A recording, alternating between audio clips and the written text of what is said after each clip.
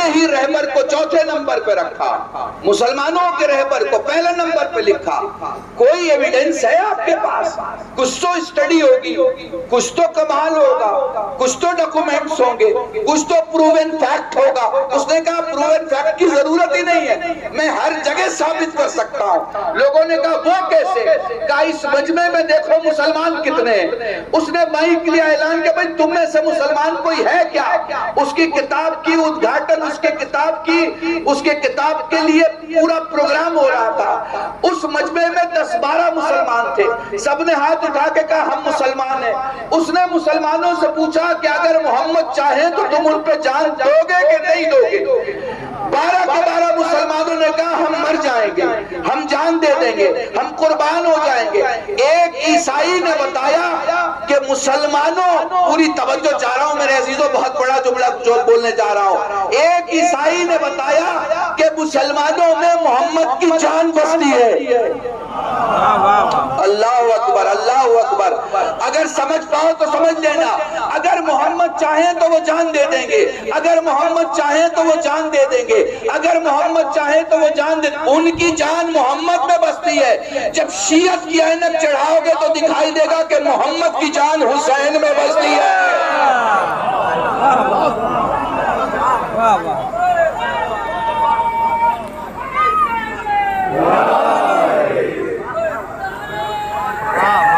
محمد کی جان علی میں بستی ہے، محمد کی جان فاطمہ میں بستی ہے، محمد کی جان حسن میں بستی ہے، محمد کی جان حسین میں بستی ہے، محمد کی جان علی ابن الحسین میں، محمد ابن علی میں، جعفر ابن محمد میں، موسیٰ ابن جعفر میں، علی ابن موسیٰ میں، محمد ابن علی میں، علی ابن محمد میں، حسن ابن علی میں، ان میں محمد کی جان بستی ہے۔ میرا دکھ رہا ہو اس میں بھی محمد، نہ دکھ رہا ہو اس میں بھی محمد، پردے کے اس پار اس میں بھی محمد، پردے کے اس پار اس میں بھی محمد۔ پوچھا جاتا ہے سب محمد کیسے ہو گئے؟ معصوم نے کہا قرآن اٹھا، بیچ سے کھول۔ اس نے قرآن اٹھایا، بیچ سے کھولا، کہا بتا کیا ہے؟ کہا بقرہ ہے، نساء ہے، نور ہے، ناس ہے، انا انزلنا ہے۔ کہا قرآن رکھ، بند کر، اب بتا کیا ہے؟ انہوں نے کہا قرآن ہے۔ بات سمجھ میں آ گئی نا؟ معصوم کہتے ہیں دیکھو ہمیں اگر وجود میں دیکھو تو ہم سب محمد ہیں، اور جب ہم بکھریں گے تو کہیں حسن ہے، کہیں حسین ہے، کہیں زین العابدین ہے، کہیں باقر ہے، کہیں جعفر صادق۔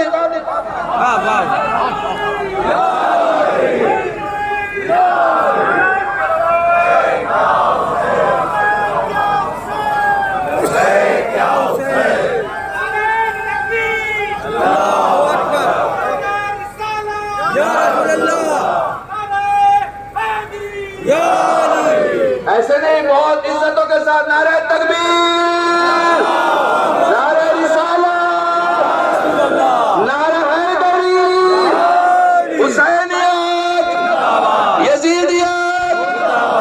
عزیز یاد رکھیں پنجتن دنیا کی سب سے بڑی طاقت ہے، اور ہمارا ہندوستان اس لیے بہت عزیز ہے چونکہ ہمارے پنجتن کی جان جن میں بستی ہے حسین، وہ حسین کہتے ہیں ہمیں بھارت پسند ہے۔ اللہ اکبر۔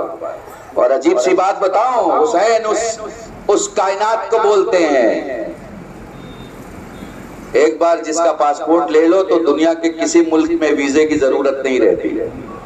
اب آپ کہیں گے مولانا وہ کیسے؟ بس 2-3 جملے، لفظوں کا خطیب ہوں سمجھتے رہیے گا۔ مولانا آپ کے یہاں سے تعزیہ اٹھی، کہاں جا رہی ہے؟ کربلا جا رہی ہے۔ تعزیہ گاؤں میں اٹھ رہی ہے، جا رہی ہے کربلا۔ کیا کہنے، واہ واہ واہ واہ واہ واہ واہ واہ واہ۔ محسوس کر پا رہے ہیں؟ مولانا آپ کے یہاں سے تعزیہ اٹھی، جا کہاں رہی ہے؟ کربلا۔ پنجاب سے تعزیہ اٹھی، جا کہاں رہی ہے؟ کربلا۔ گجرات میں تعزیہ اٹھی، جا کہاں رہی ہے؟ کربلا۔ دلی میں تعزیہ اٹھی، جا کہاں رہی ہے؟ کربلا۔ آپ سمجھ رہے ہو نا، جہاں بھی تعزیہ اٹھی، 4,80,000 گاؤں میں تعزیہ اٹھتی ہے، کہاں جا رہی ہے؟ کربلا۔ جس تعزیے والے سے پوچھو، سنی اٹھانے والا، ہندو اٹھانے والا، دلت اٹھانے والا، کرسچن اٹھانے والا، سردار اٹھانے والا، جین اٹھانے والا، سنی اٹھانے والا، شیعہ اٹھانے والا، تعزیہ دار اٹھانے والا، سب سے پوچھ لو کہاں لے جا رہا ہے؟ گھر کے پیچھے نہیں لے جاتا، گھر کے آنگن میں نہیں لے جاتا، قبرستان نہیں لے جاتا، کربلا لے جاتا ہے۔ اس سے پوچھو بھائی کیوں لے جا رہے ہو؟ کہ دفن کرنے لے جا رہے ہیں۔ کہ بھائی دفن کرنے مسلمان تو قبرستان جاتا ہے، تم کربلا کیوں جا رہے ہو؟ تو پلٹ کے سب بولیں گے کہ جو جی کے مر جائے وہ قبرستان جاتا ہے۔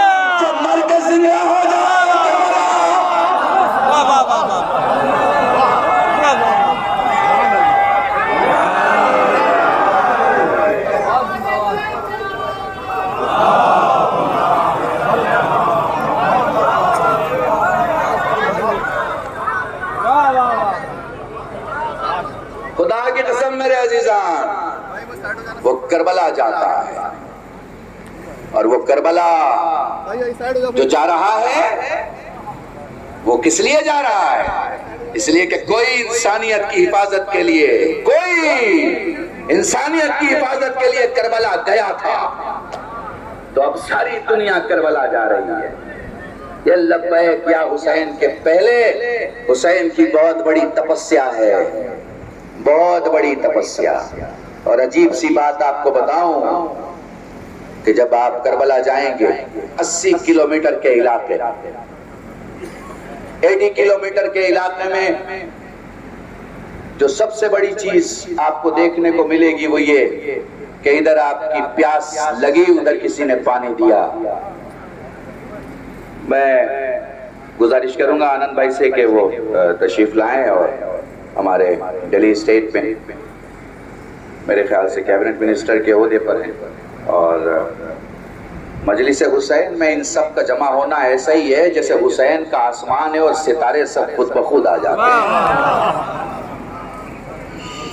یہی سب سے بڑی چیز ہے، یہی سب سے بڑی چیز ہے۔ دیکھیے انسانیت کے لیے جو آ جائے، آپ کو پتہ ہے ایک بات، ایک جملہ کہوں آپ سے، اگر آپ محسوس کر پائیں، یہ فرش عزائے سید الشہداء پہ جو آ جائے وہ بس ایک اعلان کے ساتھ آتا ہے کہ وہ یزیدی نہیں ہے۔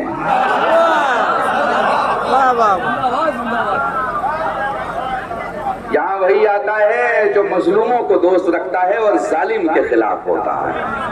ہم ہر طرح کے ظلم کے خلاف ہیں، چاہے وہ سماج کا ظلم ہو، چاہے وہ دھرم کا ظلم ہو، چاہے وہ مسجد کے اندر ہو، مسجد کے باہر ہو، مندر کے اندر ہو، مندر کے باہر ہو، گردوارے کے اندر ہو، گردوارے کے باہر ہو، مولویوں کے اندر ہو، باہر ہو، زندگی میں ہو، زندگی کے باہر ہو، سماج میں ہو، سماج کے باہر ہو، ہر وہ ظلم جو انسانیت کا گلا گھوڑ دے ہم اس کے خلاف ہیں۔ ہر وہ ظلم جو انسانیت کو سانس لینے میں تکلیف دے اس کے ہم خلاف ہیں۔ اب چونکہ وقت بالکل نہیں ہے اور میں آپ کو لے آیا کربلا کی طرف، تو دو باتیں یاد رکھنا میرے عزیز، انشاءاللہ زندگی رہی مولا آپ کو کربلا کی زیارت نصیب کرے، ضرور جائیں کربلا مولا، تاکہ آپ کو احساس ہو کہ وہ بادشاہ کتنا بڑا ہے۔ یہ جو انٹیلیجنس آئیز ہیں مولا عباس کے روزے کے، وہ بتاتی ہیں 2.2 ملین، یعنی قریب 2 کروڑ 20 لاکھ لوگ، اتنے لوگوں نے طواف کیا ہے۔ تو جس وقت طواف ہو رہا ہے اس وقت حسین کے روزے پہ بھی طواف ہو رہا ہے، اس وقت کاظمین میں بھی طواف ہو رہا ہے، اس وقت نجف میں بھی طواف ہو رہا ہے۔ تو ہم تو سارے آنکڑے کربلا کے آپ کو بتا ہی نہیں سکتے کہ کربلا میں کتنے لوگ جمع ہو رہے ہیں، لیکن 2 سفر ہے، بس آخری جملہ اور ربط مسائل، 2 سفر ہے، ایک تمہارا کربلا جانا اور دوسرا حسین تک جانا۔ مقصد کربلا جانا نہیں ہے، مقصد حسین تک جانا ہے۔ سمجھ رہے ہو میری بات کو؟ دولت ہوگی تو کربلا تک چلے جاؤ گے، طہارت ہوگی تو حسین تک چلے جاؤ۔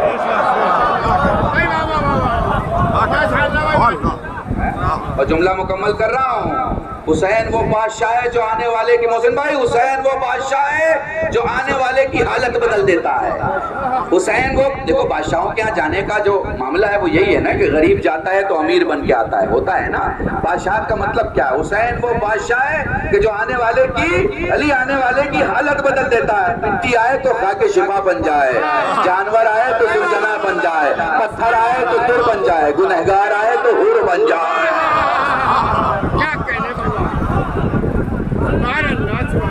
مل جل کے درود پڑھے محمد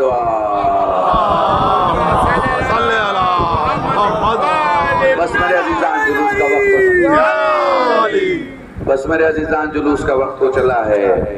ہم دنیا کی اکلوتی قوم ہیں ایڈمنسٹریشن کے آرڈرز کے پیچھے چلتے ہیں، کبھی جوش جذبے میں ایڈمنسٹریشن کو اپنے پیٹھ کے پیچھے نہیں رکھتے۔ میرے عزیزان لا آف لینڈ کی ایک اپنی اہمیت ہے اور ہم لا آف لینڈ کی پابندی کرنے والے لوگوں میں سے، مگر کیا کریں کہ ہمارے یہاں مجلس میں یہ واجب ہے کہ مجلس اس وقت ختم نہیں ہوتی جب تک بی بی زہرا کو پرسہ نہ دے لیا جائے۔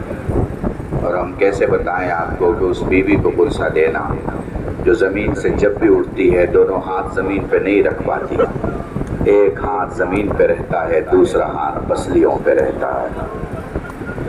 میں کون سے مصائب آپ کے سامنے پڑھوں، کیا پڑھوں، مجھے نہیں پتا، آپ بیٹھے ہوئے ہیں۔ بس میں اتنا کہنا چاہتا ہوں کہ جب بھی مجلس سید الشہداء میں بیٹھا کرو، اس لیے مت جایا کرو کہ کون پڑھ رہا ہے، اس لیے مت جایا کرو کہ کون بلا رہا ہے، اس لیے مت جایا کرو کہ مجلس چھوٹی ہے، بڑی ہے، گھر کی ہے، گاؤں کی ہے، جھوپڑی کی ہے، محل کی ہے، اس لیے جایا کرو کہ مدینے سے اپنی قبر چھوڑ کے ایک ماں اس مجلس میں موجود ہوتی ہے۔ بلکہ میں نے تو یہ بھی روایت پڑھی ہے مولانا عمیر صاحب کے اپنی قبر سے ایک ماں بلند ہوتی ہے اور زندان شام پہنچ کے کہتی ہے سکینہ اٹھ تیرے بابا کے ماتم رات جمع۔ بڑے آرام سے مجھ سے مصیبت کے اور مصائب کے دو چار جملے سن لو۔ ویسے تو مجلس میں اور بھی مصائب مجھے پڑھنے تھے، لیکن میں بہت کم لفظوں میں مصائب کو ختم کر دیتا ہوں۔ میں نے رسول اور نواسے رسول کے حوالے سے موضوع کو شروع کیا تھا، اور اب رسول اور نواسے رسول کے ہی مصائب پہ ختم کر دوں گا۔ آپ کو پتا ہے ایک دن رسول بیٹھے ہوئے علی سے فرما رہے ہیں، میرے تلووں کو دیکھا ہے علی، اور علی نے اپنے ہاتھوں سے رسول کے تلووں کو دیکھا اور محسوس کیا کہ کچھ چیزیں ہیں جو پریشان کر رہی ہیں۔ سوال کیا کہ یہ کیا ہے؟ یہ جو ملائمیت نہیں ہے گم ہے، اور یہ جو سختی ہے تلووں میں کیسی ہے؟ کہا اس وقت شیشے بچھا دیے جاتے تھے اور شیشے کے ٹکڑے میرے پاؤں میں چھپ جاتے تھے جب میں تبلیغ کے لیے باہر نکلا کرتا تھا۔ یہ رسول ہیں جو اپنی پنڈلیاں دکھا رہے ہیں، کہہ رہے ہیں علی میری پیٹھ کو دیکھو گے تو میرے زخموں کو محسوس کر پاؤ گے۔ علی نے نبی کی پیٹھ دیکھی، ہاں یہ وہ علی ہے جو نبی کو بہت اچھے سے سمجھتا ہے۔ کیوں؟ اس لیے کہ خدا نے فخر دیا ہے یہ کہ نبی کی تجہیز و تکفین کس کے ہاتھوں سے ہوئی؟ علی کے ہاتھوں سے ہوئی۔ اتنی ساری آبادی ہے، 1.25 لاکھ کا مجمع تو آخری حج میں تھا، اتنی ساری آبادی ہے، لیکن نبی کو دفن کون کر رہا ہے؟ علی نبی۔ مسلمان بس یہ سوچ لینا کہ جس محمد کے بال پہ جان دیتے ہیں اسی محمد کی آخری نماز میت، آخری سفر، آخری تجہیز و تکفین کس کے ہاتھوں سے ہو رہی ہے؟ علی کے ہاتھوں سے ہو رہی ہے۔ تو ان دو ہاتھوں کی جو عظمت ہے اسے سمجھانے کے لیے انہیں کوئی کتاب پڑھنے کی ضرورت نہیں ہے۔ بولو رسول دنیا سے چلے گئے، بولو رسول دفن کر دیے گئے۔ جملہ ہے نا رسول دفن کر دیے گئے۔ رسول تو دفن کر دیے گئے مگر حسین کو دفن نہیں کیا، حسین کو دفن کرنے نہیں دیا گیا۔ اور کیسی کیفیت ہے، کیسی کیفیت ہے۔ بڑے آرام سے بس 2 جملے مصائب کے سن لو۔ اپنے آخری سفر میں امام حسین آئے ہیں خیمے کے اندر، چونکہ ایک ہماری دوسرے غیر قوم سے غیر مسلم ہمارے منسٹر بیٹھے ہوئے ہیں، چونکہ ان کو اتہاس نہیں پتا ہے، میں ان کے لیے جملے پڑھتا ہوں۔ آپ کے بھی بچے ہوں گے، آپ کی بھی اولاد ہوگی، تھوڑی دیر کے لیے اگر اولاد اسکول سے آنے سے دیر ہو جائے تو گھر کی عورتیں پریشان ہو جاتی ہیں کہ میرا بچہ نہیں آیا ہے۔ ایک بیوی ہے رباب جس کا بچہ گیا ہے اور پھر آیا نہیں۔ ایک بیوی ہے سکینہ، 4 سال کی عمر ہے، وہ اپنے باپ سے کہتی ہے بابا صبح سے جو جاتا ہے واپس نہیں آتا، بابا اب تم جا رہے ہو، ہمیں مدینے کون پہنچائے گا؟ بڑے آرام سے پڑھ رہا ہوں تاکہ سمجھ سکو مصیبت کو، درد کو محسوس کر سکو۔ السلام علیکم یا زینب یا ام کلثوم یا رقیہ یا سکینہ علیکن من السلام۔ سب کو حسین نے آخری سلام کیا ہے اور حسین چلے ہیں میدان کی طرف، ٹھیک ہے نا؟ گھوڑے پہ سوار ہو گئے اور پھر کچھ یوں ہوا کہ چاروں طرف سے تیر و تبر کی بارش ہوئی۔ میرا مظلوم امام گھوڑے پہ سمجھ نہ سکا۔ جزاکم اللہ۔ جب بھی رویا کرو نا، ہمارے یہی مولانا تھے قاسمی صاحب، ممبر آف پارلیمنٹ تھے کانگریس سے، ان سے کسی سنی جوان نے پوچھا تھا وہ جو سینے پہ ہاتھ مار کے یا حسین کہتے ہیں ان کے بارے میں آپ کا کیا خیال ہے؟ انہوں نے کہا تو نے کبھی میت گھر کے باہر دیکھی ہے؟ اس نے کہا ہاں دیکھی ہے۔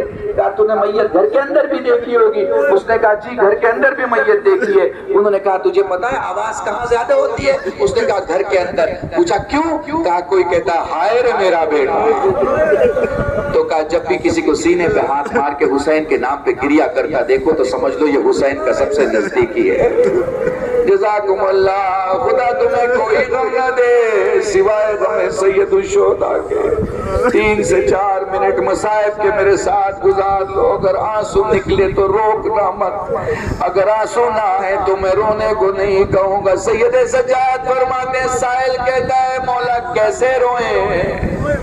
فرمایا آنسو کا وہ قطرہ جو آنکھوں میں رہ جائے مومن کا, جو آنکھوں سے باہر آئے صالحین کا, جو داڑھی کے بال تک آئے انبیاء کا, جو سینے تک آئے ہم اماموں کا. سائل کہتا مولا جس میں آواز بلند ہو جائے. سجاد فرماتے ہیں میری دادی فاطمہ زہرا کا, اس لیے جب بھی رویا کرو بابا سے بلند رویا کرو, یہ نہ دیکھا کرو تمہیں کون دیکھ رہا ہے. بس 2-4 روایتیں مصائب کی سن لو اور مجلس تمام ہے. وہ لوگ کربلا میں حسین نے آخری سلام کیا, وہ لوگ حسین گھوڑے پہ سوار ہوئے, وہ لوگ حسین میدان میں آئے, وہ لوگ چاروں طرف سے تیر و تبر کی بارش ہوئی. میرا مظلوم امام گھوڑے پہ سنبھل نہ سکا. علامہ حافظ کفایت حسین مرحوم یہ جملہ پڑھا کرتے تھے, جیسے ہی حسین نے گردن اٹھائی زمین کے ایک حصے کو اٹھتا ہوا دیکھا, سوال کیا تو کیوں بلند ہو رہا ہے؟ مولا زینب پکار رہی ہے. ادھر زینب دلہ زینبیہ کی بلندی پہ آ کے فرما دیا آسمان مجھے میرا حسین دکھائی نہیں دیتا, اے زمین مجھے میرا حسین دکھائی نہیں دیتا, ذرا دکھا تو صحیح میرا ماجایا کہاں ہے؟ مولا فرماتے زمین واپس پلٹ, زینب میرے زخموں کو نہیں دیکھ سکتی. اب جو آخری منزل پڑھنے والا ہوں اسے اگر سمجھ سکو تو سمجھ لینا. شمر سے یزید نے شام میں سوال کیا بتا تو نے حسین کو کیسے مارا؟ وہ کہتا میں نے حسین کو نہر کیا, ذبح نہیں کیا. ذبح میں چھری سامنے سے چلائی جاتی ہے, نہر میں تلوار گردن کے پیچھے ماری جاتی ہے. وہ پوچھتا ہے کیا تیری تلوار تیز نہ تھی؟ وہ کہتا میری تلوار تیز تھی مگر تجھ سے انعام لینے کے لیے راستے کے پتھروں پہ میں نے تلوار مار مار کے گند دیا. جب میں حسین کے پاس پہنچا بڑا صابر تھا حسین. جب میں نے پہلی تلوار ماری وہ کہہ رہا تھا بسم اللہ و باللہ. جب میں نے دوسری تلوار ماری وہ کہہ رہا تھا سبحان اللہ. جب میں نے تیسری تلوار ماری وہ کہہ رہا تھا ماشاء اللہ. جب میں نے چوتھی تلوار ماری وہ کہہ رہا تھا الحمدللہ. 12 ضربوں تک حسین حمد الہی کرتا رہا. جیسے ہی میں نے 13ویں ضرب ماری وہ کہہ رہا تھا اما سلام. جب میں نے 14ویں ضرب ماری وہ کہہ رہا تھا نانا سلام. جب میں نے 15ویں ضرب ماری وہ کہہ رہا تھا بابا سلام. جب میں نے 16ویں ضرب ماری وہ کہہ رہا تھا بھیا حسن سلام. حسین کی گردن کٹنے کو آمادہ تھی, میں 17ویں ضرب مار رہا تھا.